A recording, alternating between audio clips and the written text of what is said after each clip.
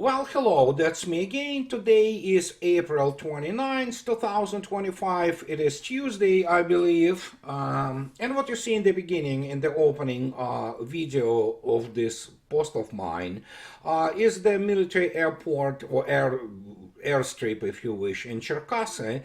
And these Russians, just attacking it, using OMPKs and all kinds of other means of defeat, so to speak, or strike means. And yeah, that's pretty much reflects itself if you take a look at today's tally.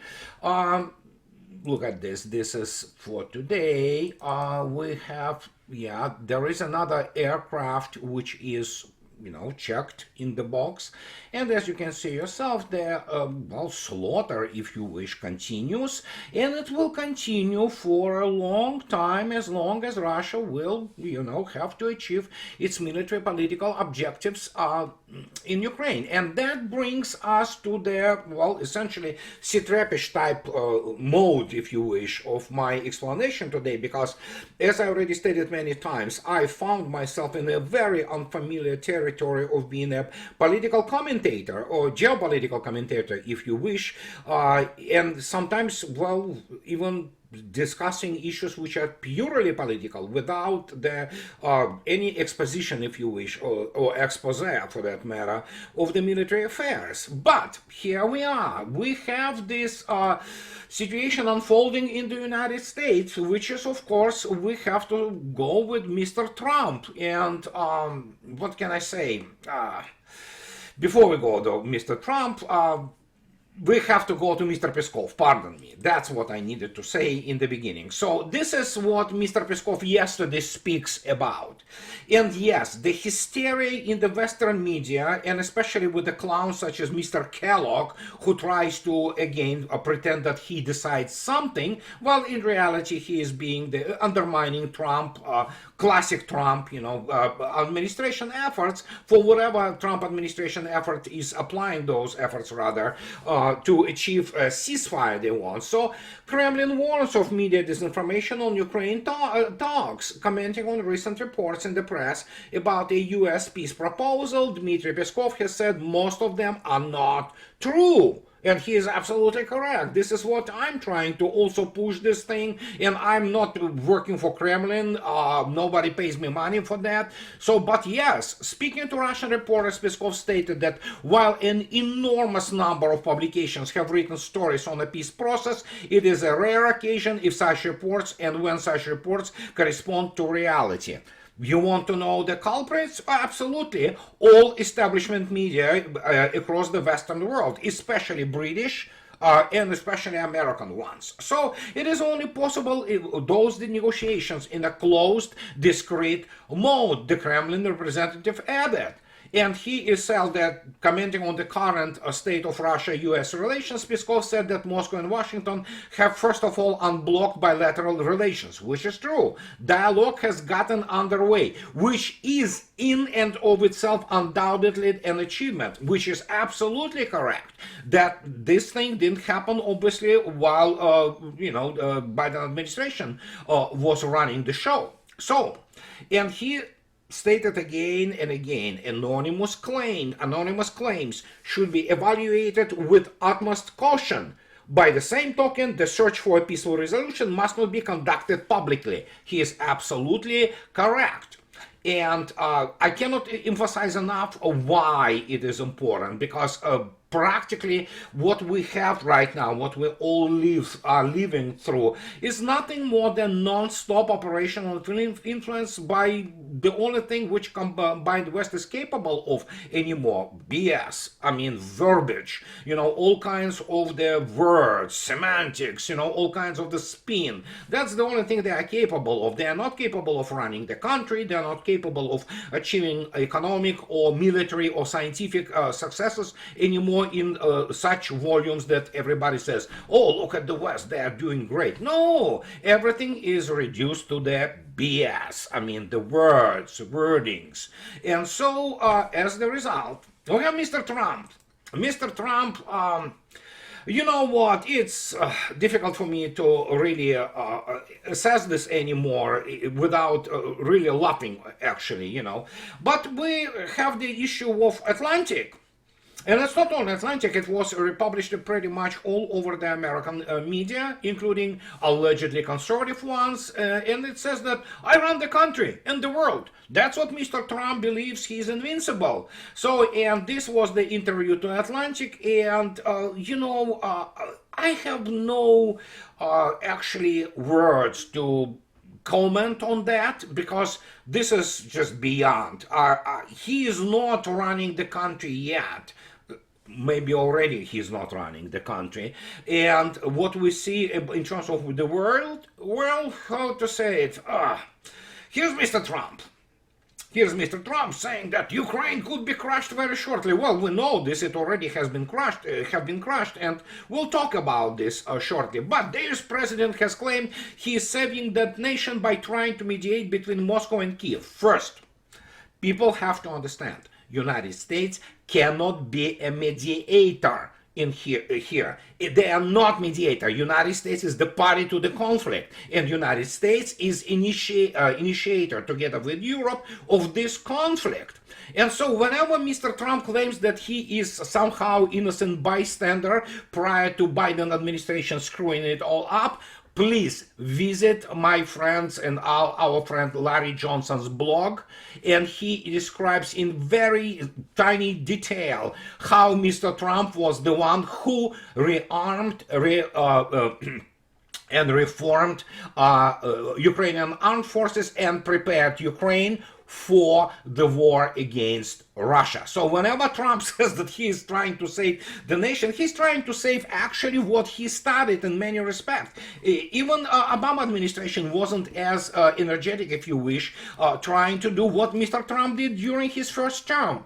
And so he talks about that Ukraine could face a significant defeat in the near future if it does not sit down at the negotiating table with Russia. US President Donald Trump warned, I think I'm saving that nation. Well, he also, as you saw yourself, he also thinks that he's running the United States and he's running the world. I think so. He's running the Andromeda galaxy, and who knows? So I already wrote in my blog that if Betelgeuse, or Betelgeuse as they say, goes supernova soon, it will be most likely due to Trump's executive order. So, and I think that nation will be crushed very shortly, he says. Well, yeah, okay, so it is already crushed.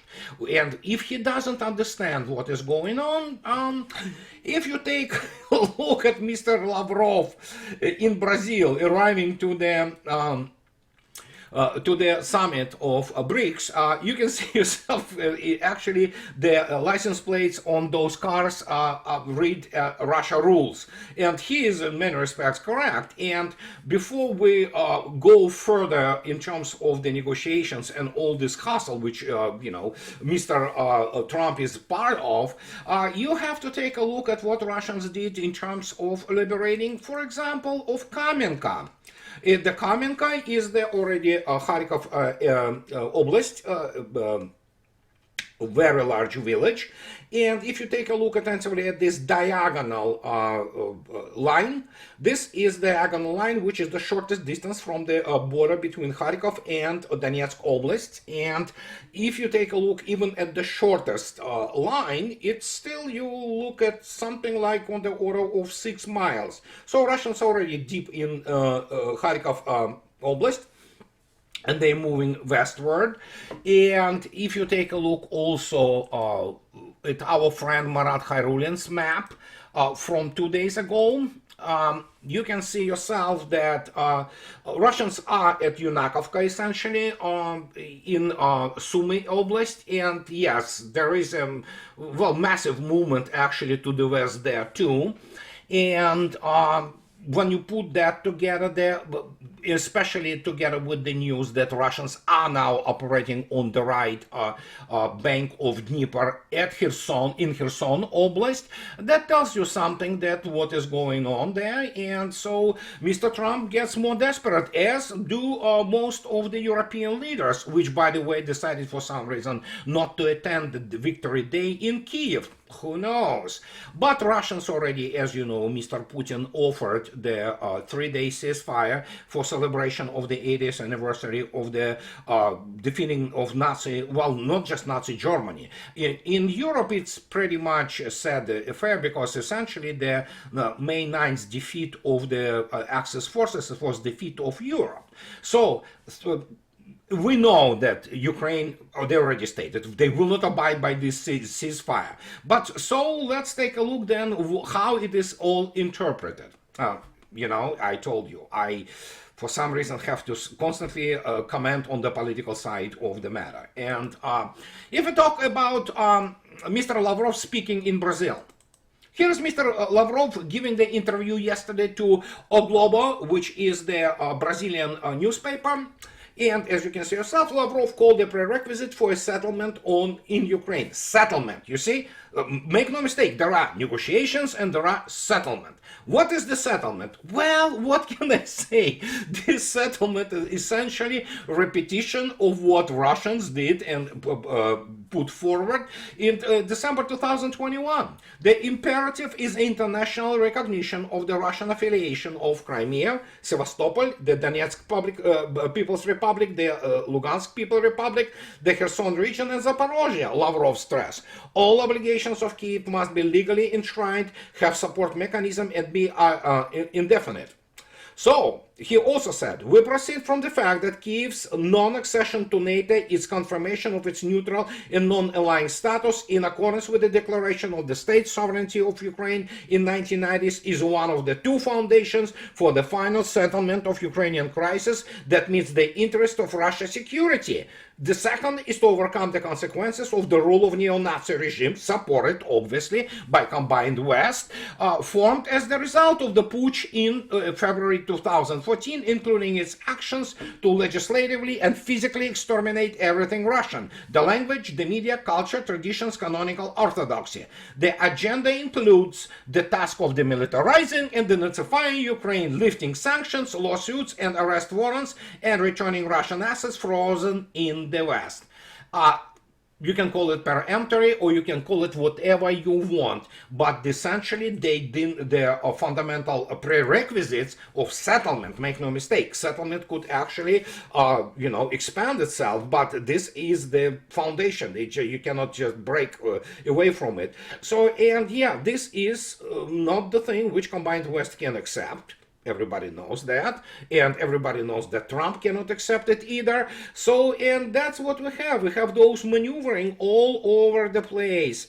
But I believe if Mr. Lavrov says that, I mean, who else can actually challenge those essentially statements? Well, Western media, they BS all the time, and some Russian media too. They try to spin it, and somehow that, not understanding those very critical differences when Russians talk about the settlement and negotiations. Well, Mr. Lavrov goes on today about negotiations, if you wish. So, what he says here is very simple.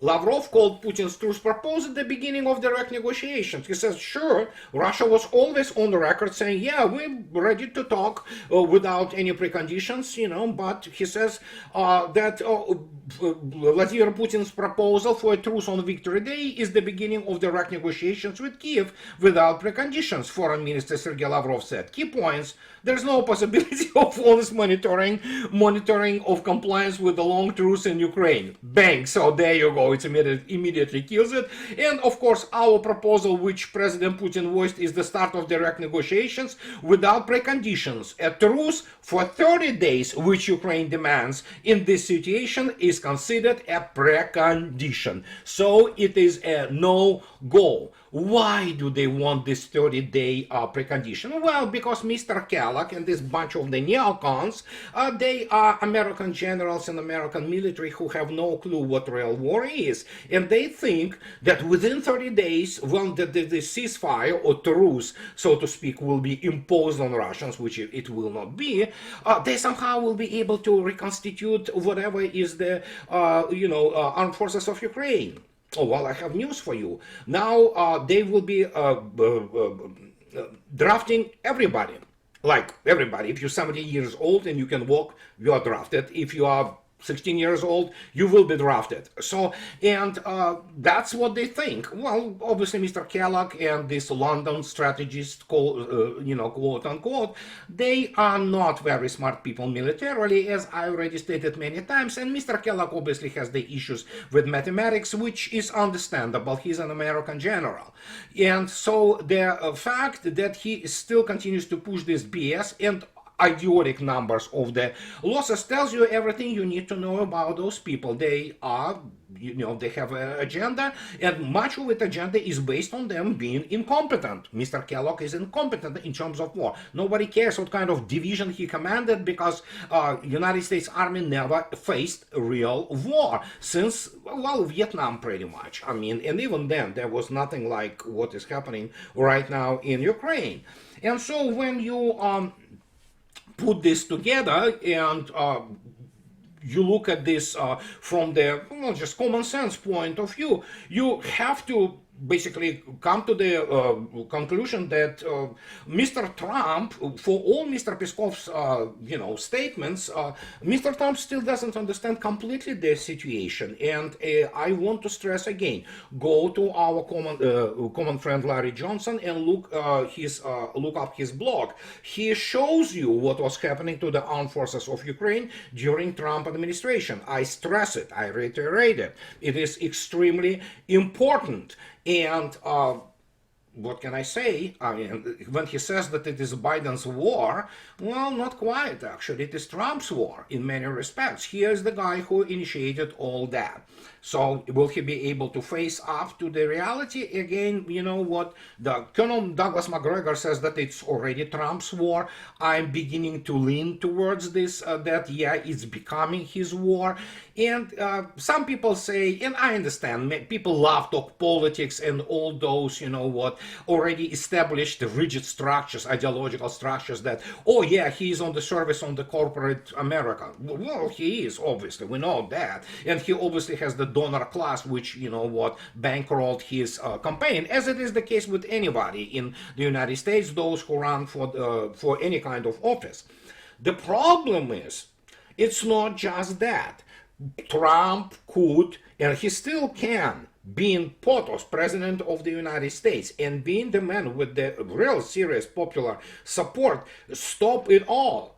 I don't think he wants to do this, because obviously his obsession and self-induced faith that he's somehow master of the deal is absolutely unfounded. He is not the master of the deals. It's all BS. People say the book he wrote, the art of the deal, it wasn't even written by him. He's not very well read man. He's definitely not an idiot. But I mean, I think Mr. Putin is long ago being a professional intelligence officer with an excellent education and military intelligence background. He's already in his Mr. Trump's whole ODA, observe, arrange, decide, and act loop, because Russians have a pretty damn good psychiatrists and psychologists, and they can certainly provide a very good assessment, psychological assessment or psychological portrait of Mr. Trump. And if we, hoi polloi, mere mortals, talk about the fact that he is a narcissist, this is a killer for any kind of the serious political, let alone statesman, which of course, especially in charge of the nuclear nuclear superpower such as the United States. It is absolutely a no-go for serious foreign policy. Russians know this. Russians also throw some small bones to Trump. They also try to compliment him like, oh yeah, Mr. Putin says he's bright and all that. It is a euphemism that we know who you are and we know how to handle you. But the problem, obviously, Trump doesn't know how to handle himself. And that's the issue. He is a stochastic phenomenon. And so in this case, Russians tread this cautiously. And it's already good that, as Mr. Peskov already stated, that Russia and the United States at least are talking. This is good. This is positive. But we'll see. So Russia can continue with the special military operation as long as it takes. And again, I don't think most of American generals and those strategists and those guys, they will be able to enter even their initial entrance exams into the Russian military academies. It's just that much gigantic academic and experience gap. Now, to Spain and Portugal. You know what? Russians called this BS already immediately, and I will show you just only one publication. But believe me, Russians know what energy is. Russia is the third largest producer, actually, in the world of the electric power. And it's very, very diverse electric power, which is primarily run on the nuclear, it is run on the hydroelectric power, and it's run on gas. A lot of what is called thermal power stations. I mean, and Russians know how to maintain their gigantic grid. It makes Spain and Portugal combined look like a backwater. Yet here we are, and so we go to actual energy engineers, people who design and run grid. And look at this. This is only one of the publications. So we have this thing. Look at this. So power engineers reject the official explanation of the energy crisis in Europe as a result of a sharp drop in electricity generation. Most likely there was a rolling blackout of stations in Spain and Portugal. However, if there were sufficient reserves, Europeans wouldn't be left without electricity, the surveyed power engineers told the newspapers GLAD. And so humanity did not know about such a concept as anomalous atmospheric vibrations or the situation at all until the authorities and system operators of Spain and Portugal voiced it. Absolutely. And let me tell you, Russian climate, Spain wouldn't exist if they would live in Russian climate. So when you have the Russian engineers explaining to you what is going on, so you better listen, because again, as I already stated, it is like the highest league. It's essentially the English Premier League club, something like Arsenal or Liverpool, explaining to some fourth league, almost semi-professional, semi-amateur club, how to play football. And so here the guys explain this, and then they go and explain it further. And that's where it's all becomes interesting. From the point of view of common sense, I reject this kind of explanation, this atmospheric phenomenon which happens. So I believe it has much more serious problems, which system operators and government of both countries were embarrassed to admit. Oh yes, they are embarrassed. So they, in accordance to the statement of the Spanish government, the guy who is responsible for the energy, they lost about 15 gigawatts of generation. So common together or cumulative production of between Spain and Portugal is 110 gigawatts. So they basically, the calculations are about 10 to 15% of generation was lost.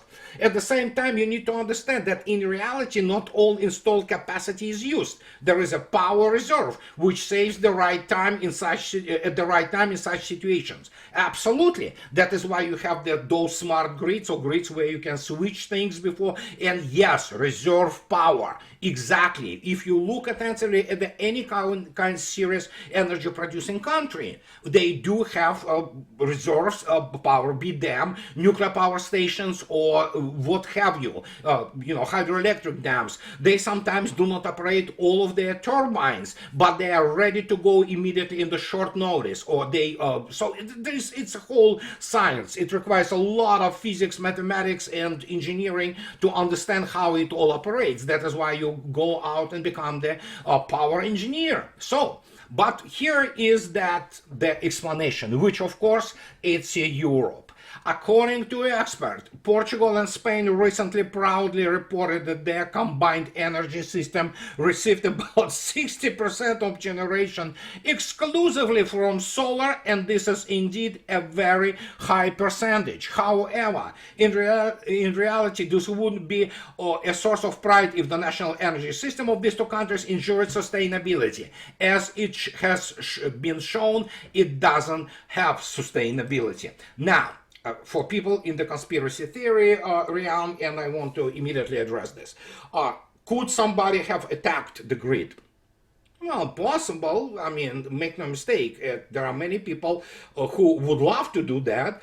But reality is you have to have a very serious cyber attack, so to speak, on the system, and that would be the act of war. But Spaniards and Portuguese themselves, they came out and said, no, it had nothing to do with any kind of the cyber attack. So it's not like some people say the government's doing this deliberately to ensure that Europeans are used to all kinds of the, privations, and that will be the way to control them. Oh, I think so. I think that Europeans are controlled already pretty well, believe me. So especially using the media, but yeah, considering some economic event, which is coming, we do not know what kind of event or what will trigger it. We know that United States is absolutely dying under its debt, and Europe is descending into it will be second world very soon, and eventually it might even go as low as third world.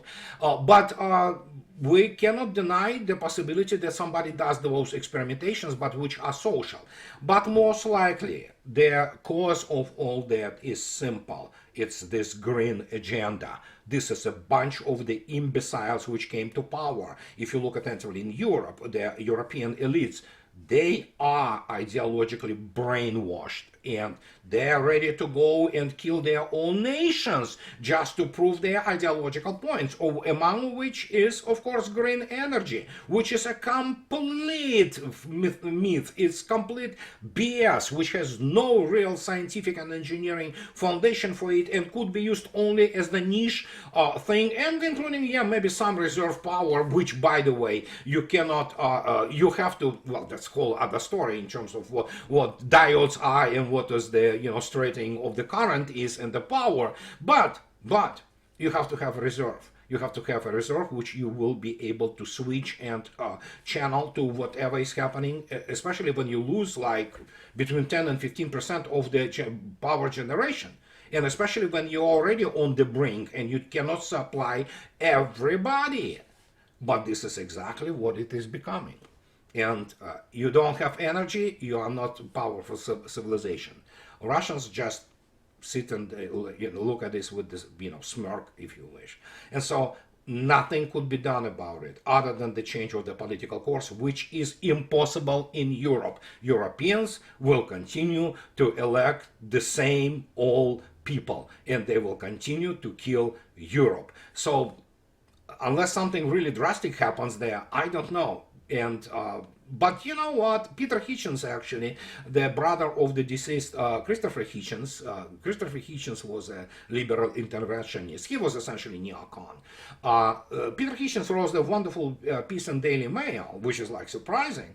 And then suddenly you have Daily Mail is a big tabloid, Britons read tabloids, and I suggest you go and read his article about the whole mess which Europe finds itself now, and is absolutely panic-stricken, especially when Mr. Trump asked Mr. Macron to leave him alone, just to get the hell out of, him speaking for 15 minutes with Mr. Zelensky. So we have a lot of things happening. And people say Elysee Palace, there is a panic there. But Macron, he says that he will provide more pressure on Russia. Good luck. to Mr. Macron, Russians are ready for being pressured by France. So, and this is what I wanted to tell you today, guys. And this is kind of SitRep-ish issue. And so, but as always, those who like what I do, please subscribe to my channel. And those who can afford, please support me on the Patreon or buy me a coffee too. And have a nice rest of the week. And I'll talk to you later, guys. Bye-bye.